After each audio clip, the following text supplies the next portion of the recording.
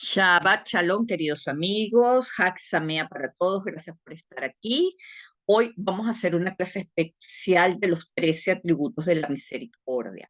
¿Por qué decidí hacer esto? Porque es la lectura que se hizo hoy en Sukkot y es algo que hemos venido leyendo desde que entramos en el mes de Lul.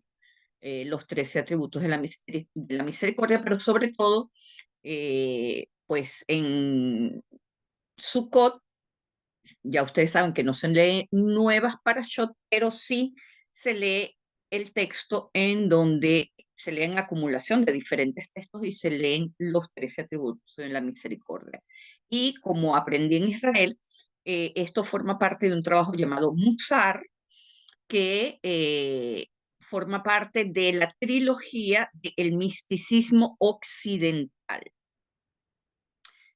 Musar quiere decir ética, el hasidismo, que quiere decir bondad, y la cábala, que quiere decir los secretos de la Torá. Entonces son tres aristas del misticismo, ¿verdad? De Occidente, lo que nos corresponde a nosotros por nuestra forma de vida, y es lo que vamos a entrar a estudiar hoy. Estos atributos de la misericordia están explicados en el libro de Rabbi Moshe Cordovero y en el libro La palmera de Débora.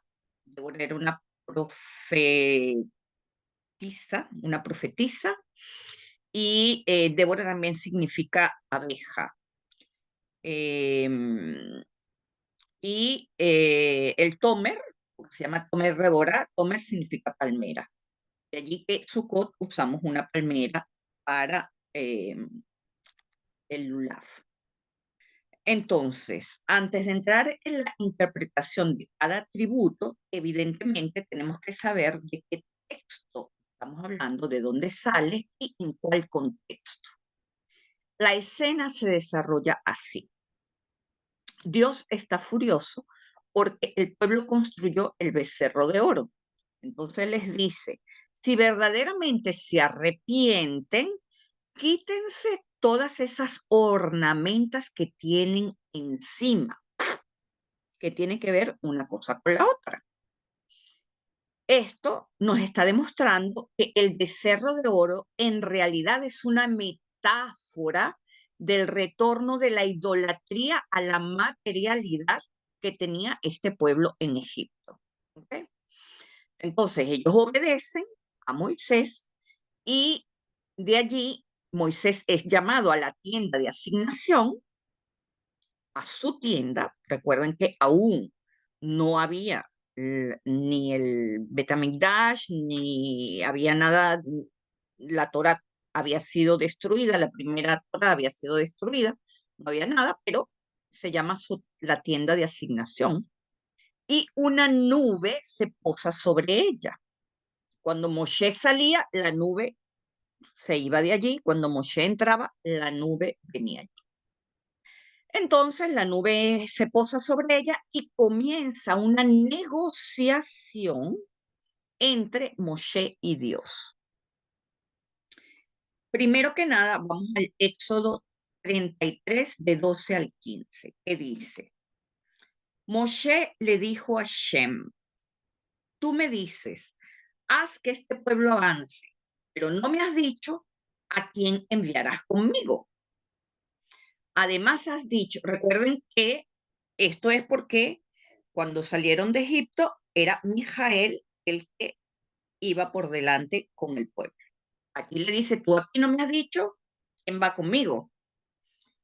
Además has dicho, te he escogido por tu nombre y ciertamente has hallado mi favor. Su nombre, ¿cuál era? Moshe. Si lo volteamos, es Hashem. O sea, te he escogido por tu nombre, nombre.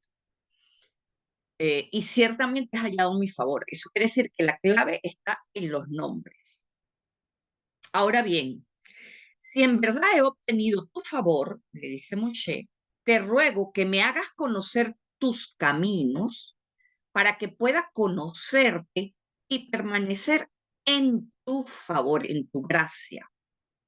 Considera también esta nación es tu pueblo, es decir, no solo yo, aquí no te olvides de los que ya pecaron.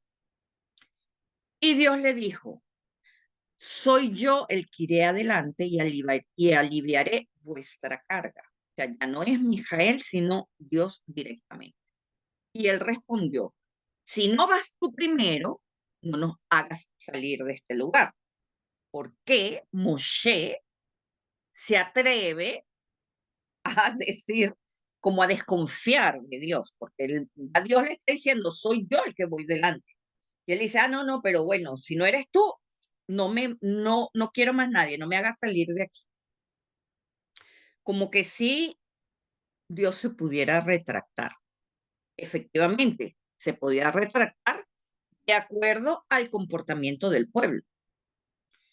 Luego sigue una especie de chantaje emocional entre Moshe y Dios, y Moshe nos da una fórmula mágica, que es la primera herramienta que les voy a dar.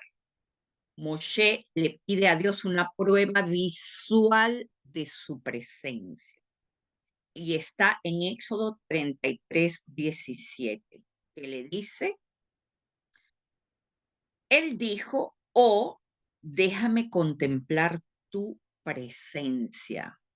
Bayomer, esa no es la palabra mágica, la frase mágica es ar enina et kevodeja. Recuérdenla en hebreo, la van a tener en el PDF igual, pero ar enina et kevodeja es Dios, déjame verte aquí en esta dificultad. Te quiero ver aquí. Dame una prueba de que estás conmigo.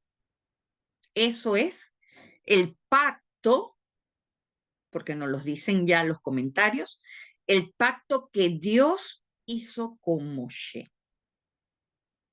Que Dios siempre que alguien, un nombre, una persona, pidiera su presencia, Dios se iba a mostrar.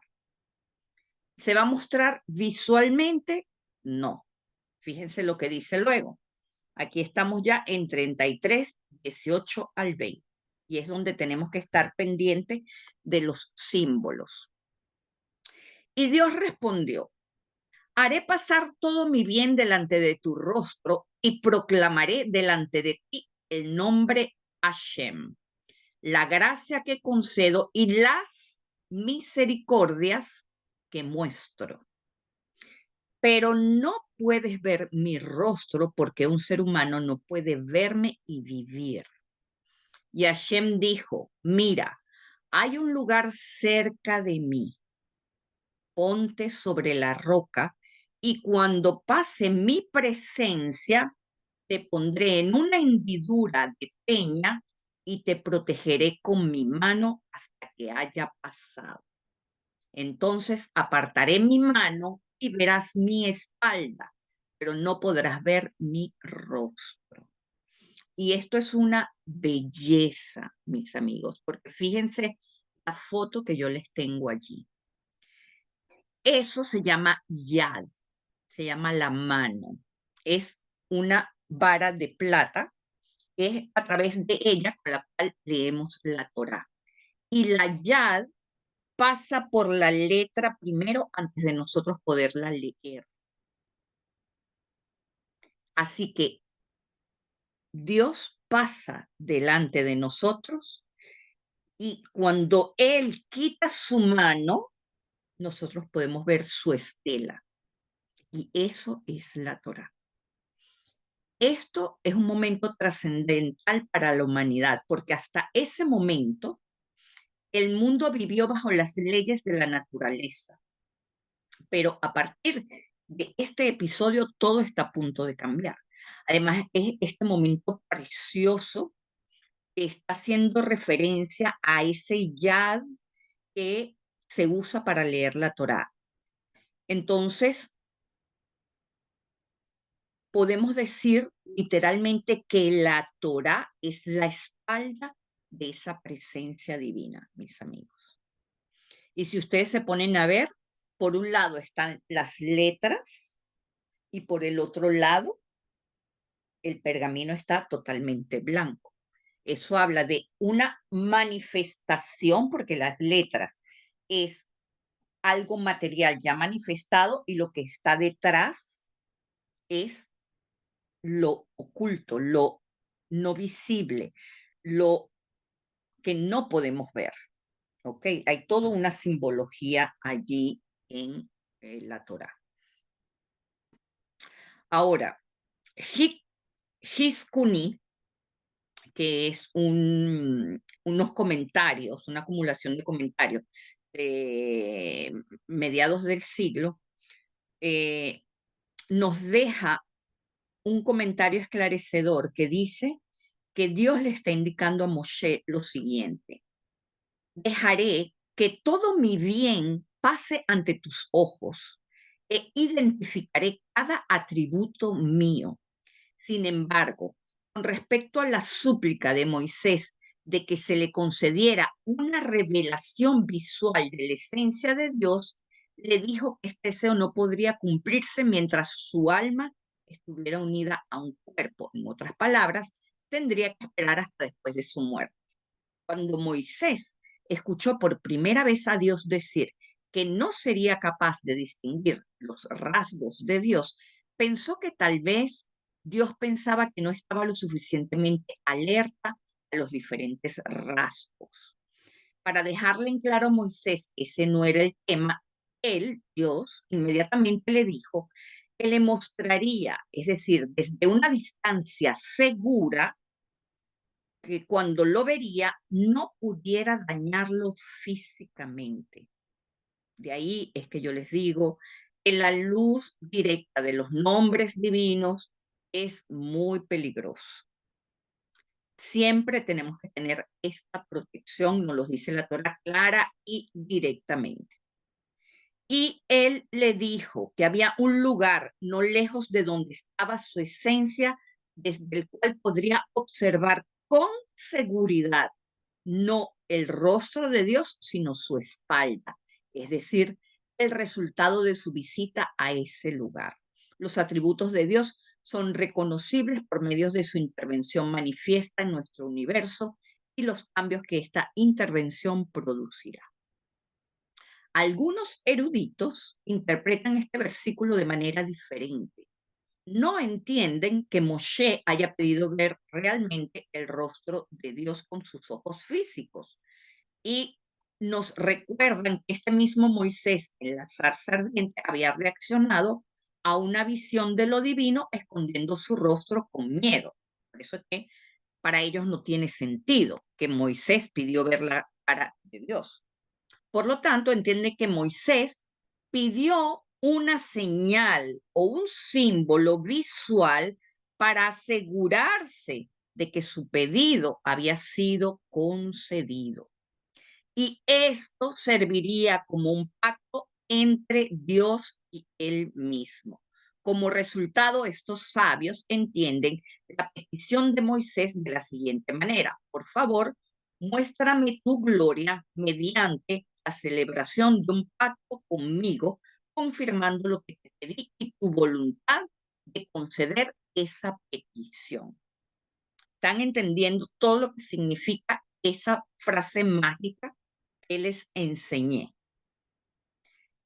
Esa frase mágica envuelve en español para que se entienda, porque la van a decir en hebreo, pero para que se entienda, por favor, muéstrame tu gloria mediante la celebración de un pacto conmigo. Moisés significa, si lo volteamos, Hashem, y Hashem quiere decir nombre. Eso quiere decir que cualquiera de nosotros que tiene un nombre, que es nombrado, puede tomar el espacio de Moshe y reclamar ese pacto que hizo Dios con Moshe. ¿Ok? Entonces, uno le dice: confírmame lo que te pedí y tu voluntad de conceder esa petición. Eso está en la Torah, mis amigos. Así que tenemos derecho a tener esa negociación con Dios, a reclamar ese pacto. Dios consintió en hacer esto por su dicho, lo sabemos. Dice, dejaré que toda mi bondad pase ante tus ojos. Y esto fue seguido por Dios diciendo en Éxodo 34:10, aquí estoy concluyendo un pacto contigo, mostrando milagros en presencia de todo tu pueblo. Esto explica todas las veces que durante el Elul y durante todos los Hagim abrimos el Ejal y pedimos misericordia, cerramos el Ejal, cantamos la Selijot, pedimos misericordia y cerramos el Ejal, etc. Hiskunin dice, ver mi espalda significa, verás un aura de luz que permanecerá después de que mi esencia haya pasado. La luz que me precede y que es demasiado deslumbrante, no la verás. Verás lo que viene detrás de mí, la estela. Y créanme que cuando uno está enfrente de la Torá, eso es lo que a uno le queda. Queda como una sensación de elevación, de alegría, de algo maravilloso. Y es un pergamino con unas letras, pero es algo que, que es que no se puede definir con palabras. En este contexto, entonces, podemos ver que hubo un pacto entre Hashem y Moshe. Entonces, ¿qué dice Dios a Moshe? Esculpe tú mismo las tablas y sube de nuevo al Sinai, lo cual demuestra que es gracias a estos atributos que vamos a ver ahorita que podemos tener de nuevo la Torah. Vamos a ver Éxodo 34, 4 y 5. Fíjense lo que dice. Entonces Moisés talló 2 tablas de piedra como las primeras y muy de mañana subió al monte Sinai, como Jehová le había ordenado, llevando consigo las 2 tablas de piedra. Vean la diferencia. Vean que la tradición nos hace pensar que Moisés subió y bajó con 2 tablas de nuevo, y no. Moisés talló 2 cubos, porque las primeras tablas eran cuboides, y de allí es que el Bet HaMikdash y el templo eran un cubo, todo en forma de cubo, la sukkah en forma de cubo, porque las tablas eran 2 cubos de piedra, y Moisés subió con ellos hacia el monte Sinai, y esa es la gran diferencia. Ese es el trabajo que nos toca ahora hacer por el pecado del becerro de oro. Es decir, a nosotros nos toca escribir la Torá en nuestro mundo, escribirla metafóricamente, inscribirla en nuestra alma, porque ya las piedras que venían del cielo las perdimos. Y es la cábala lo que estamos recuperando. Entonces, hoy en día lo que estamos haciendo es recuperar eso, inscribirlo en nuestra alma para luego poder subir de nuevo al Sinai para esculpir de nuevo ese pacto con lo divino. Luego nos dice, Hashem descendió en una nube, estuvo con él allí proclamando el nombre de Hashem. Entonces, ahora sí, Dios revela sus 13 atributos. Es decir, antes de poner todas las leyes de la Torá, antes de todo, lo primero que hace Dios es pasar su rostro delante de Moshe para mostrarle sus atributos. ¿De qué se trata esto? ¿Cómo es esto? Vemos en Éxodo 34, 6 y 7. Y dice, y pasó a Adonai delante de él y proclamó, oh Dios misericordioso y clemente, lento para la ira y grande en misericordia y verdad, que extiende su misericordia hacia las 1000 generaciones. Vean que aquí tenemos una nun mayúscula en Notzer, que extiende. Notzer Gesed, ¿verdad? Extiende su misericordia. En la Nun tenemos allí un secreto. Entonces, que extiende su misericordia hasta las 1000 generaciones, que perdona la iniquidad, la transgresión y el pecado, pero no perdona todo castigo, sino que visita la iniquidad de los padres sobre los hijos y sobre los hijos hasta la 3ª y 4ª generación. Y allí terminan los 13 atributos de la misericordia. ¿Qué sucede, mis amigos? Vamos un poquito más adelante, ¿verdad? Y en Éxodo 34:14 vemos otro fenómeno. Vean, apenas aquí termina el 7. 7 versículos más adelante, ¿qué vemos? Otro capítulo que dice, porque no debes adorar a ningún otro Dios, porque Hashem, cuyo nombre es Amén, es un Dios Amén. Y vemos que una resh mayúscula. Y juntamos, o sea, cada una individualmente tiene un significado. La nun, primero, en la palabra notzer, extiende, tiene muchos significados, pero entre otros significados, la nun quiere decir un banco, un depósito. Es decir, que la misericordia que practicamos se va depositando en un banco para cuando necesitemos sacar unas bajo la manga en las generaciones siguientes. Entonces, nos pone una nun mayúscula para que sirva de banco, de depósito. Aparte de eso, notzer quiere decir extiende. Y si quitamos la nun y dice oser, poniendo una vav, entonces quiere decir restringe la misericordia. Esa es otra razón por la cual la nun está en mayúscula, para que estemos bien claros que es extender y no restringir. ¿Okay?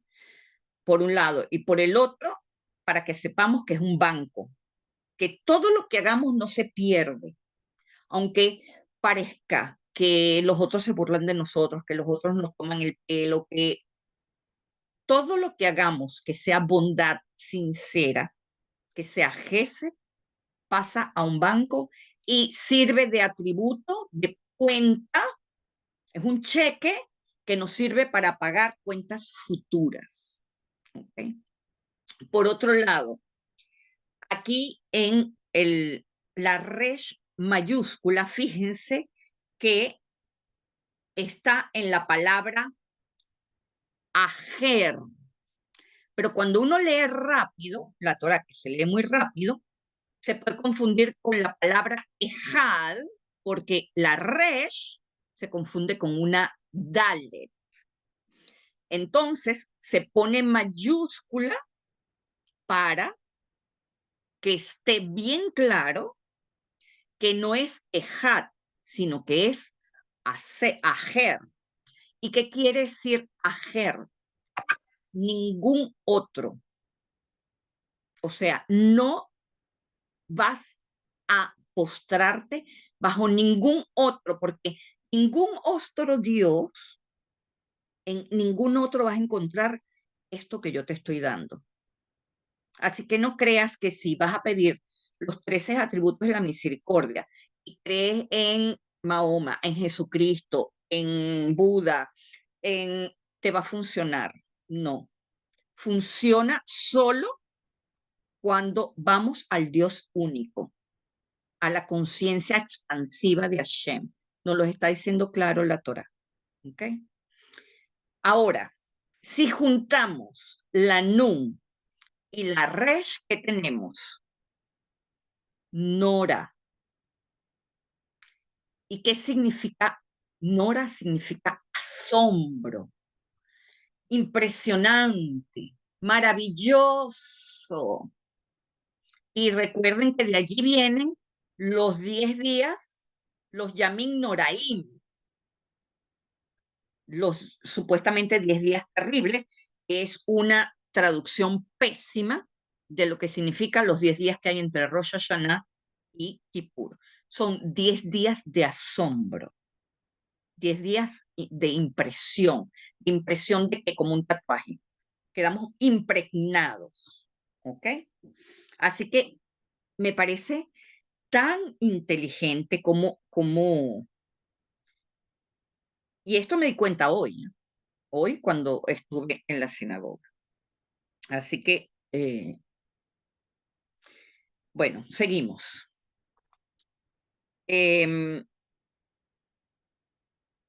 Los 13 atributos, entonces, son principios de transformación psicoespiritual. Son unas herramientas que nos da la Torá y que se desarrollan en el Musar, en lo que es la parte ética de la Torá, para mejorarnos como personas, para crear una transformación interna.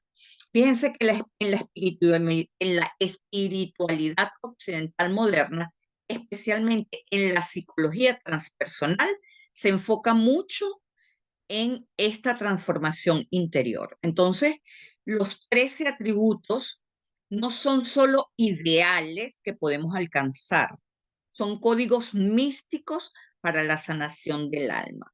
Cada uno de los 13 atributos puede ser visto como una herramienta para trabajar un aspecto particular de la sombra del ser humano.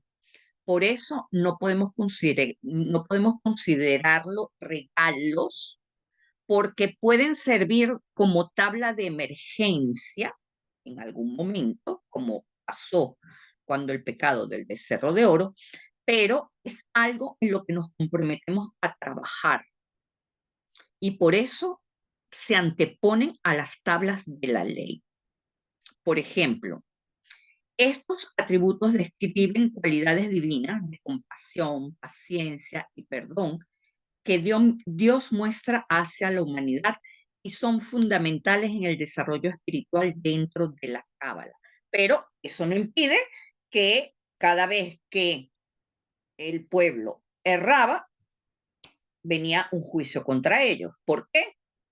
Porque no es yo lo puedo todo y Dios está ahí para salvarme. No, o sea, es un trabajo que hacemos en conjunto con Dios. Y de eso se trata esto que les voy a proponer. Ahora vamos a ver realmente cuáles son los 13 atributos, para que ustedes vean el poder que tiene la palabra.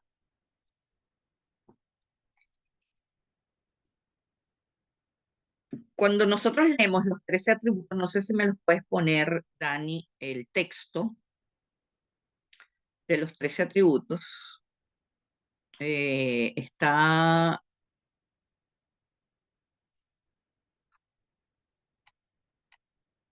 voy a decir, en el 3467. Primero tenemos, vean que dice Bayomer Adonai, Al, Panay, Veneca. Entonces ahí empieza. Ahí está. Ahí empieza después de uno, dos, tres, cuatro palabras. ¿Cómo lo cantamos nosotros? Decimos Adonai, Adonai, el Rahum Behanun. Correcto. Entonces, aquí se dice que el primer atributo es Adonai, el segundo atributo es Adonai. ¿Es que es esto cierto? Pues resulta que no, mis amigos. Este Adonai es el Adonai que tuvimos antes de la caída. Y el segundo Adonai viene siendo el que es después de la caída, que sigue siendo el mismo Dios. Es decir, por nuestro error, Dios no cambió. cambió nuestra percepción de él, pero él sigue siendo el mismo. Eso es lo que nos quiere decir esta repetición de Adonai, Adonai. Pero hasta aquí todavía no hay atributos. Ahora es que vamos a empezar. Ahora sí podemos pasar a la lista, Dani. Ahí está. Primero, el, Rahum, Behanun, Eres Apain, Rafgeset, Emet, Notzergese, Lalafin, no se abon afe, no se abon, no se pesha, Bejatá, no sé, este no se jatá, no, Beata, Venaque, 11, lo llenaque y 13, porque abon abot. ¿Por qué cuando lo cantamos quedamos en Venaque? Porque somos unos rolos de vivos los judíos. Porque hasta ahí es que nos gusta. Como la palabra, y como estamos hablando de un pacto entre Dios y nosotros, y la palabra tiene poder, esto de lo llena es que no purifica del todo sin el arrepentimiento. Aquí no lo pronunciamos en voz alta, pero el rabino cuando está frente a la bima lo hace, está obligado. Pero nosotros, la asamblea, ni de juego, porque ahí está todo Kipur en juego. Y menos el Pokeabon Abot, es decir, visita la iniquidad de los padres sobre los hijos. Ni de juego lo pronunciamos tampoco. ¿Por qué? Porque resulta que esto de visita la iniquidad de los padres a los hijos es que los hijos terminan siendo los padres. ¿Por qué? Porque en la rueda de la reencarnación, la tercera generación, siempre terminamos siendo nosotros mismos.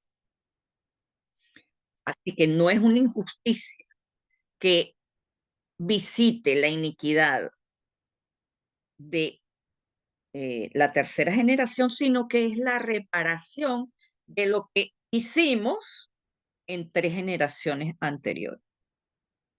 Pero tampoco eso nos gusta, así que ni lo nombramos. Nosotros quedamos hasta bien aquí. Entonces, hay, bien seguro, por supuesto, hay discusiones talmúdicas que dicen que Adonai, Adonai viene completando el número 13, o sea, sustituyen a estos dos que están de último y ponen Adonai, Adonai como el 1 y el 2, pero no es la realidad. La realidad es que empieza en él y termina en Poké Abon Abot. Y así está señalado en la Torá, con espacio. Así que eso quiero que quede muy claro para todos. Sin embargo, para que vean que esto es la base de la psicología moderna, los 13 atributos de la misericordia se relacionan con los arquetipos junguianos. Carl Jung, a través de su exploración del inconsciente colectivo, identificó varios arquetipos fundamentales que representan estructuras psíquicas universales. Estos arquetipos actúan como patrones de comportamiento y experiencias que influyen en nuestra psique.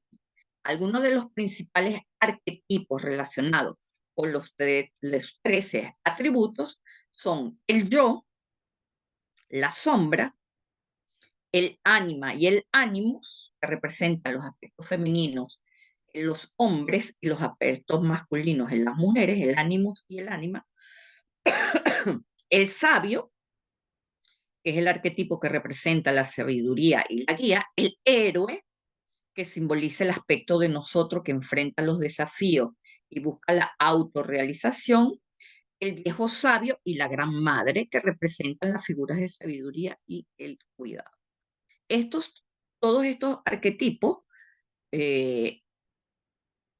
son 6 que se asocian a estos 13 atributos. ahora vamos a hacer un estudio comparativo. No quiero que la clase se nos haga muy larga. Voy a hacer en dos partes.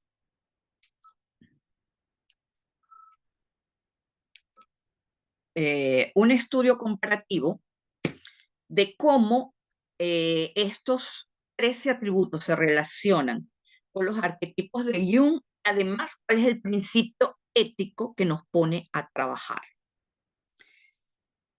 Él es el primer atributo. Como ustedes saben bien, él es el nombre divino de la Céfira de Gesed. ¿Okay? Entonces, se trata de el Dios compasivo ante el pecado y se asocia con el arquetipo del yo, el self. ¿Okay? Entonces, el primer atributo representa la misericordia esencial de Dios que está presente ante cualquier falta. El self junguiano, el yo junguiano, también refleja una totalidad preexistente, lo reconoce. El aspecto más profundo y verdadero de nuestro ser que trasciende los errores o defectos, que los deja pasar. Al igual que Dios es compasivo desde el principio, el yo, el self, siempre busca la integración y el equilibrio, reflejando un estado de gracia original. Aquí no estamos hablando del yo egoico, aquí estamos hablando del self diferente, de ese yo que busca el equilibrio. Una vez que los atributos de la sefirá han madurado, los aspira y los convierte en su personalidad. ¿Ok? El principio ético de este él es la compasión y la benevolencia universal. No tienen que anotar porque todo está escrito. Luego tenemos el Rahum, que significa misericordia después del pecado y se relaciona con la integración de la sombra. La sombra junguiana representa nuestros defectos y aspectos ocultos que suelen ser negados o ignorados. El atributo de Rahum nos recuerda que la compasión divina no desaparece después de que se revela la sombra o el pecado, ¿verdad? Sino que se extiende hacia lo reprimido, hacia lo que negamos, hacia lo que no vemos. La integración de la sombra requiere misericordia hacia nosotros mismos, reconociendo las faltas sin condenarnos. Siempre tenemos que declararnos inocentes, mis amigos, ante esa negación que hacemos de lo que no podemos soportar conscientemente, porque es un mecanismo de protección de nuestra psiquis. No lo veo porque es demasiado duro emocionalmente sostenerlo. No es por sinvergüenzura, no es porque no me da la gana, no es porque soy una pasota y no lo quiero ver, no. Es porque es una medida de protección psicoemocional y por eso tenemos que ser compasivos con nosotros mismos. Así que el principio ético unido a este atributo es el cuidado y la protección de los más vulnerables, incluyéndonos nosotros mismos, de todos los aspectos vulnerables propios y ajenos. Luego tenemos Hanun. Hanun es gracia inmerecida, es decir, los favores que no nos hemos ganado. Y se asocia en el arquetipo junguiano al ánima y al ánimos. El atributo de Hanun habla de la gracia que no necesita méritos, similar a cómo los arquetipos del ánima y el ánimos ofrecen integración de las energías femeninas y masculinas dentro de cada uno sin necesidad de ganarlas. Ambos arquetipos facilitan una transformación interna que puede parecer como una gracia inesperada, puede parecer una gracia inesperada, pero la Torah que nos dice que tenemos una nun está guardando está ahorrando cada pequeño gesto de misericordia, de clemencia y de bondad para que esta gracia que para nosotros puede pasar inesperada, porque al hacerlo incondicionalmente no estamos esperando un pago de retribución, pero aquí sale a el tapete cuando la necesitamos, ¿ok? Y el principio ético que rige a este atributo es el perdón y la tolerancia radical. Es decir, tolerancia bajo cualquier punto de vista que sea completamente opuesto al mío, hay que tener tolerancia. Yo tengo una amiga a la que la quiero mucho y ella es completamente de izquierda y yo soy de derecha. Bueno, yo soy de nada, yo soy tolerante de todo, pero sobre todo de la izquierda tengo motivos para tener un poco de aberración, pero tenemos una amistad en donde se practica esta tolerancia radical. No hablamos del tema, punto. Nunca vamos a encontrar un acuerdo, entonces nos toleramos en ese aspecto de nuestras vidas. Luego tenemos el Erech Apain, que quiere decir lento para la ira y se relaciona con el viejo sabio. El atributo de la paciencia divina resuena con el arquetipo del viejo sabio, que simboliza la sabiduría acumulada y la capacidad de ver más allá de las frustraciones inmediatas. El viejo sabio es paciente, comprende los ciclos de la vida y no se apresura a juzgar, al igual que Dios es lento para la ira. Principio ético relacionado con esto es la paciencia y la contención de la reactividad. Yo, Baruch Hashem, crecí con una hermana completamente opuesta a mí. Teníamos 11 meses de diferencia, así que estamos juntas todo el tiempo. Y fui moldeada con una paciencia infinita que cada vez la necesito más y más y más, porque mientras uno más envejece, como que las mañas se atornillan, entonces más paciencia uno necesita. Entonces, esa fue un máster para mi vida y gracias a Dios, en ese atributo, no lo diré que lo tengo a 100%, pero a veces me pone a prueba, la verdad. Y, por supuesto, es la contención de la reactividad. Es algo que la Cábala nos recomienda mucho. La contención de la reactividad no es tragarse lo que sentimos. Atención. La contención de la reactividad es respirar y expresar lo que sentimos sin violencia. Porque cuando nos contenemos, nos enfermamos. Aquí estamos hablando de una contención de la reactividad sin violencia, pero poder expresar lo que sentimos nos va a liberar internamente de ese núcleo emocional que nos perturbó, ya sea con respiración, ya sea, es un trabajo que hay que hacer y después verbalizarlo. La contención de la reactividad es muy importante, pero hay que saberlo hacer. ¿Okay? Entonces, la, tenemos que tener en cuenta que este atributo enfatiza la importancia de ser lento para enojarse o para demostrar tu enojo. Es decir, te enojaste, me alejo, soy lento para poder dirigirme a ti nuevamente y poder acercarme. A mí antes me tomaba 5 días, ya me toma mediodía, 1 hora, pero uno va evolucionando. Pero realmente yo era muy lenta para que se me pasara una rabia. Entonces, eh, no, hay que ser lento para enojarse y no lento para que se le pase la rabia a uno. Son dos cosas muy diferentes.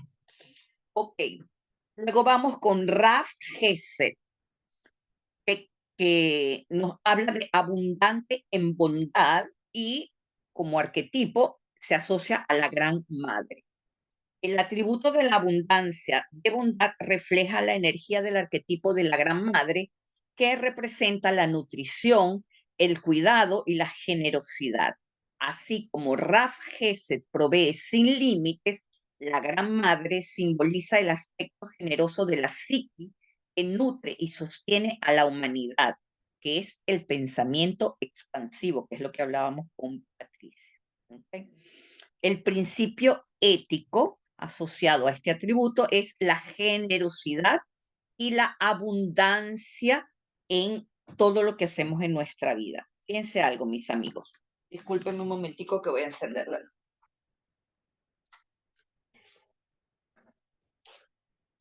Así como la abundancia en nuestra vida tiene que ver con el trabajo que nosotros hacemos eh,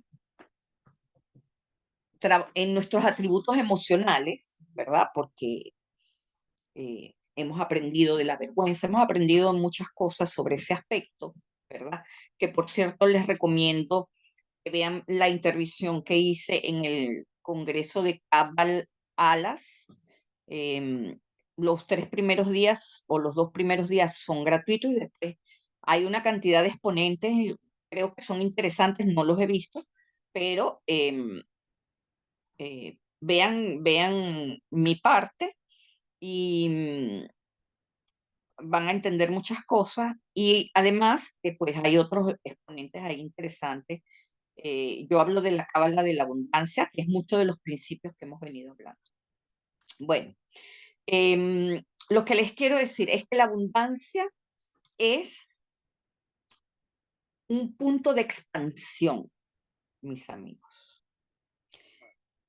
Es un punto de expansión en la conciencia, es la capacidad de aceptar tener más. Así de simple. Cuando para tener más, cuando para mi vida tener más es normal, ese tener más llega. Yo voy a hablarles del dinero porque dentro de todo lo que significa la shefa, lo que más poder toma o lo que más energía toma de la shefa es el dinero, porque es la manera en cómo nosotros decidimos que así funciona el intercambio por el momento. Vemos que está cambiando, pero si si en mi mente no cabe $1.000.000, ese $1.000.000 nunca va a llegar a mi vida, porque tiene que caber en mi mente. Tengo que soltar, o sea, soltar no, aceptarlo. Tengo que familiarizarme con ese nivel de vibración de la shefa que se va a convertir en $1.000.000 para que ese $1.000.000 pueda llegar a mi vida, ¿comprende? Y sin la generosidad y el concepto de abundancia, eso no va a llegar, porque la abundancia está asociada a la generosidad, porque forman parte de la cefira de Gesed. Si ustedes van a la práctica del árbol de la vida, ustedes quieren pedir liberación financiera, tienen que hablar con Gesed, porque es el proveedor. Fíjense, Jochma pone la semilla en la biná, pero ¿quién es el que activa el proceso de creación de un ser humano? Gesed. Es Gesed el que provee todo para que ese ser humano se forme. Y en Gesed, que es en donde está la provisión, tenemos el atributo de la generosidad. Por lo tanto, están asociados. Entonces, una persona que se acostumbra a ser generosa en todos los aspectos de su vida, en su manera de tratar al otro, en su manera de vivir, Es una persona que empieza a hacerse familiar con la abundancia. ¿Ok? Luego seguimos con el principio de Emmet, que quiere decir verdad, ya lo saben, y el arquetipo junguiano que se asocia al Emmet es el héroe. El atributo de la verdad está ligado al arquetipo del héroe, cuya búsqueda de la verdad es central en su viaje personal de realización.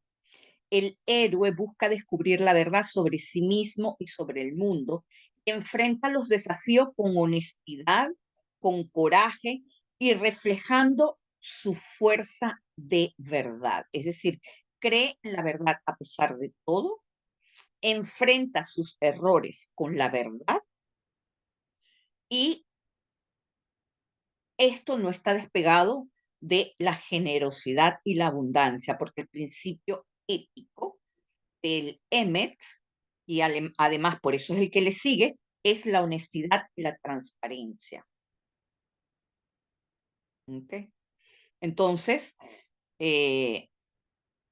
más allá, en la halajá del judaísmo está que si alguien te presta dinero, tienes que firmar un contrato, tienes que tener 2 testigos, en fin, hay una cantidad de cosas para asegurarte de que no te van a estafar. ¿Por qué? Porque vivimos en un mundo en donde hay transgresión y en donde el uno quiere ser más vivo que el otro.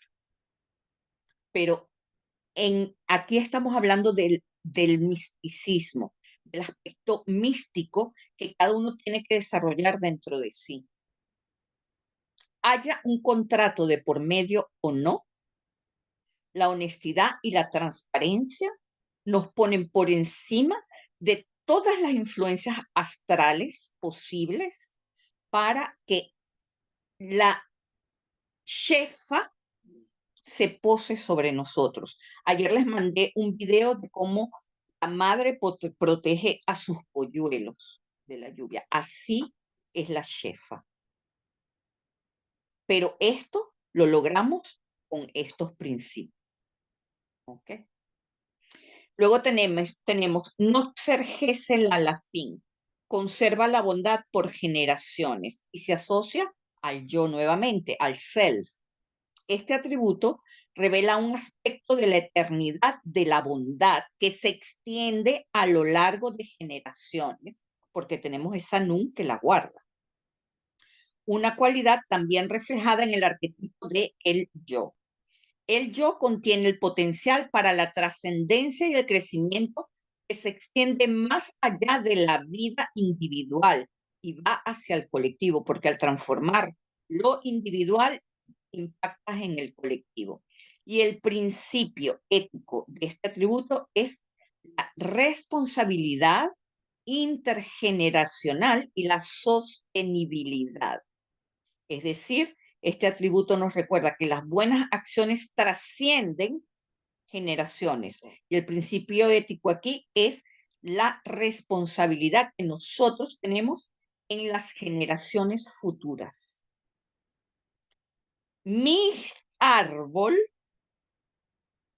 va a beneficiarse o a perjudicarse de lo que yo hago hoy.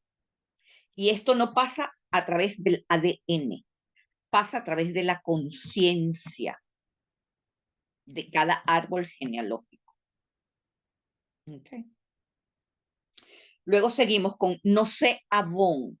Tenemos el perdón del pecado, la transgresión y el error que se asocian a el arquetipo de la sombra.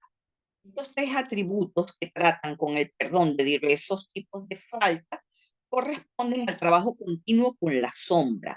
Jung destacó que la aceptación y la redención de la sombra son esenciales para el crecimiento psíquico. Del mismo modo, estos atributos de misericordia nos recuerdan que el reconocimiento y el perdón de nuestras sombras, de nuestros errores y transgresiones, son necesarios para la transformación. Por eso, Kippur es supremamente sanador, porque aquí tenemos esa oportunidad de perdonarnos a nosotros mismos por nuestras sombras. El principio ético, entonces, es la comprensión y la tolerancia ante los errores humanos, los propios y evidentemente lo de los otros. Si no somos capaces de perdonar los propios, mucho menos los de los otros. Luego tenemos el pesha, purifica y es el ánima y el ánimos nuevamente se asocian a estos dos arquetipos. El proceso de purificación tiene un paralelo con la integración de los arquetipos del ánima y el ánimos, que representa la unión de las polaridades masculinas y femeninas en la psique. Esta integración es un proceso de purificación interna que nos permite alcanzar un estado de mayor equilibrio y totalidad. Y el principio ético es la aceptación del desafío y la rebelión como fuerza de cambio positivo. El perdón de la rebelión implica no solo tolerar la disidencia, sino comprender que el desafío y la rebelión son fuerzas, son poderes que pueden hacer que las cosas pasen a ser positivas. ¿Okay? Luego tenemos vejata, que significa no purifiques sin arrepentimiento y se asocia a la sombra. Este atributo recuerda la importancia de la confrontación consciente con nuestros aspectos oscuros. La purificación solo puede ocurrir si se enfrenta a la sombra con conciencia y arrepentimiento, tal como Jung sugirió que solo podemos integrar lo que primero reconocemos en nosotros mismos. El principio ético es el perdón y la misericordia ante los errores no intencionales, porque muchas veces cometemos errores por desconocimiento de causa.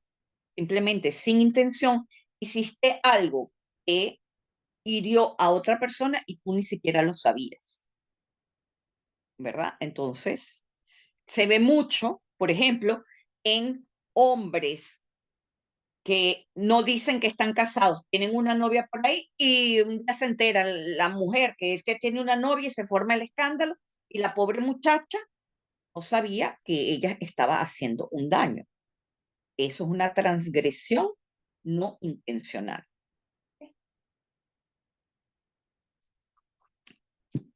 De él es intencional y de ella es no intencional.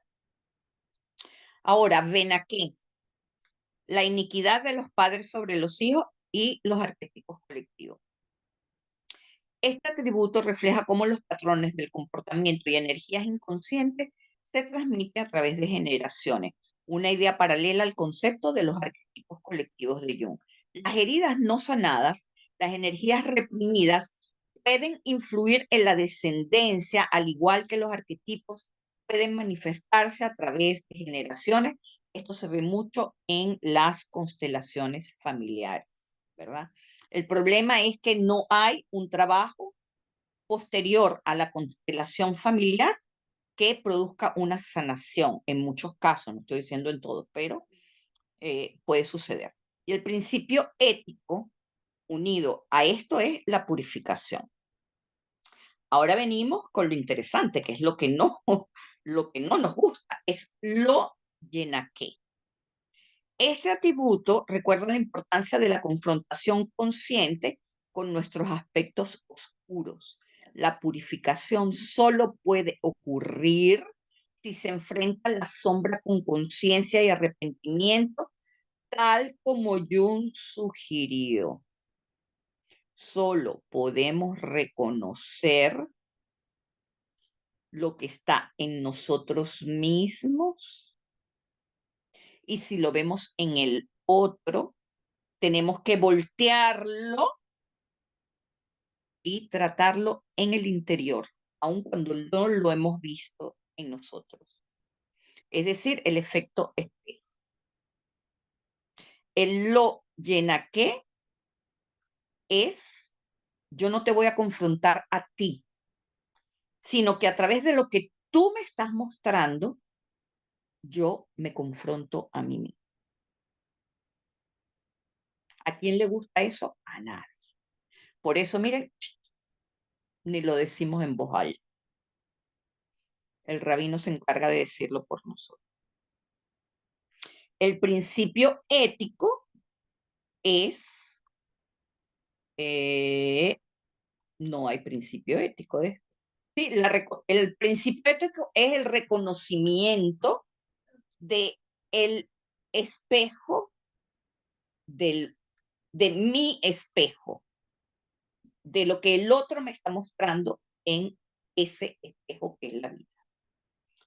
Ahora, el número 13, el Poket Avon Avot, la iniquidad de los padres sobre los hijos, y nuevamente es el arquetipo colectivo. Este atributo refleja cómo los patrones de comportamientos y energías inconscientes se transmiten a través de generaciones, una idea paralela al concepto de la misma cosa. La herida no sanada y las energías reprimidas pueden influir en la descendencia. Pero el principio ético que rigen estos dos últimos atributos, uno es la transformación a través del factor espejo y el número 13 es la restauración, el retorno, la teshuva. Por eso es el número 13, porque se asocia a Ahabad o a Ejad, que es la unidad. La restauración es la renovación de todo lo que somos como esencia. Entonces, esto se trata de la purificación y la restauración de lo que ha sido dañado y tiene que quedar como si no hubiese sido dañado, pero no se nos puede olvidar que ha sido dañado. Es decir, una cicatriz que no se ve. Es una cicatriz interna, pero que no se ve por fuera. Una cicatriz en la memoria, para nunca más volver a caer. Pero esa cicatriz está borrada de la piel, como si nunca hubiese existido. Eso es el indulto. ¿Okay? Entonces, como conclusión,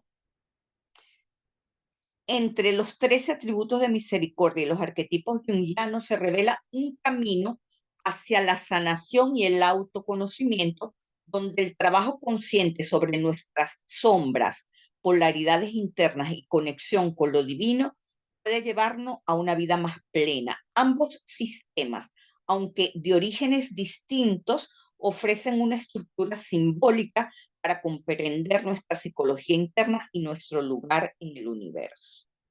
Ahora, el trabajo de Musar es un trabajo práctico, que es lo que los que quieran acompañarme en este trabajo, que es súper transformador, lo pueden hacer.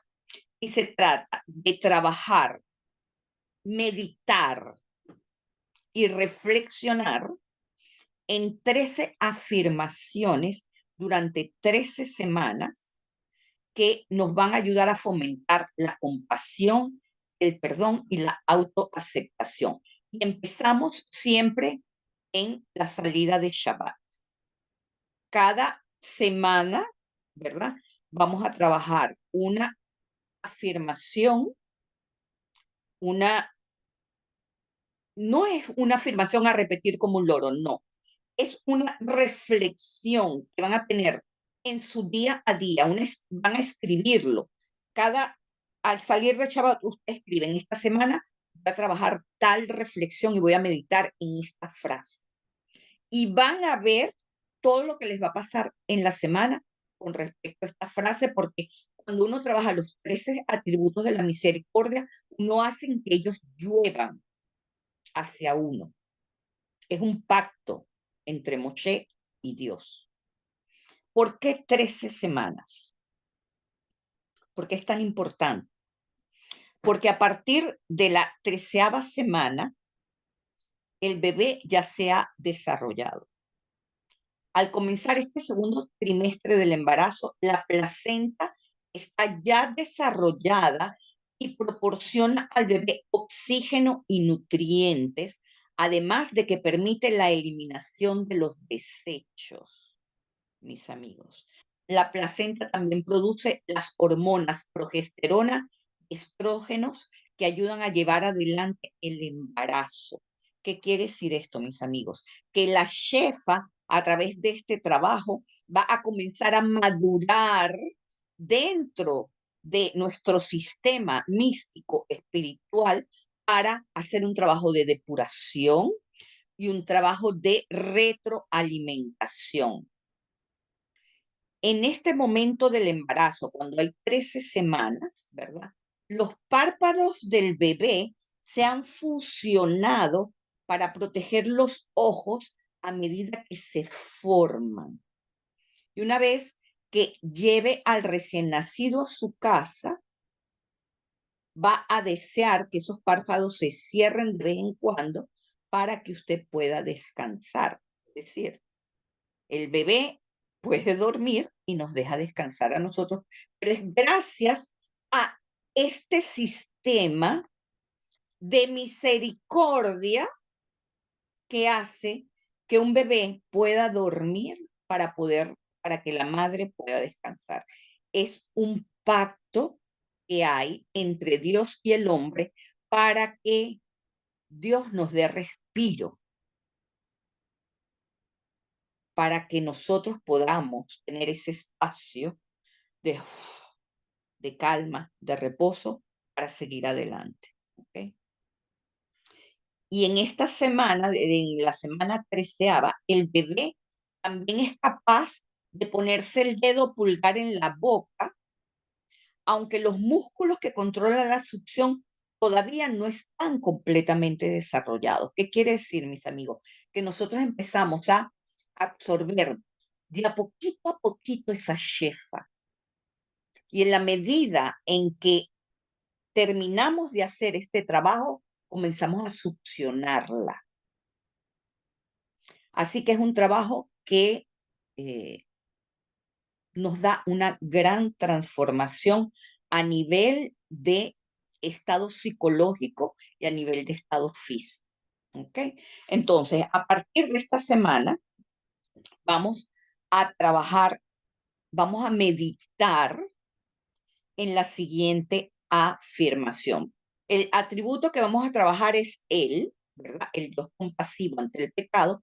Entonces la afirmación es: soy digno de amor y compasión en todo momento, incluso antes de cometer errores. Eso quiere decir, mis amigos, que la compasión de Dios existe siempre, independientemente de las circunstancias. Reconoce tu valor inherente y la misericordia divina siempre está presente. Y es eso lo que tenemos que meditar, ver, visualizar, entenderlo durante esta semana, de este Shabbat al Shabbat siguiente. ¿Ok? Luego tenemos el Rahum, que es la misericordia del pecado, y la afirmación es: me perdono por mis errores y acepto la compasión que me guía hacia la sanación. Fíjense lo que significa que ustedes salgan a la calle en su día a día y se digan a sí mismos: yo me perdono por mis errores, me amo. Y toda esa semana se concentren y trabajen eso. Escríbanlo, lo ponen en su escritorio, donde estén, lo ponen cada semana en el espejo de el baño, por donde ustedes pasen, en la nevera. Recuerden esto: me perdono por mis errores y acepto la compasión que me guía hacia la sanación. Así sucesivamente. Yo se los puse ya en el PDF, pero cada semana vamos a ir trabajando una afirmación, ¿verdad? Vamos a ir meditando en ella, y en la parte de preguntas y respuestas, o durante la semana a través del grupo de Zoom, ¿verdad? Vamos a decir el jueves, antes de Shabbat, el jueves podemos abrirlo, Dani, para que las impresiones, las preguntas que tengan, hacemos ese momento de intercambio para que la clase no se nos haga muy larga. ¿Ok?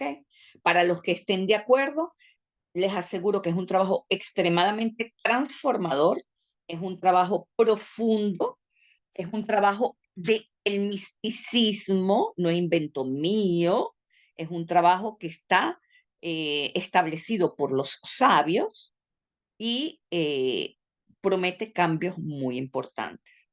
Así que esta semana trabajamos entonces, soy digno de amor y compasión en todo momento, incluso antes de cometer mis errores. ¿Ok?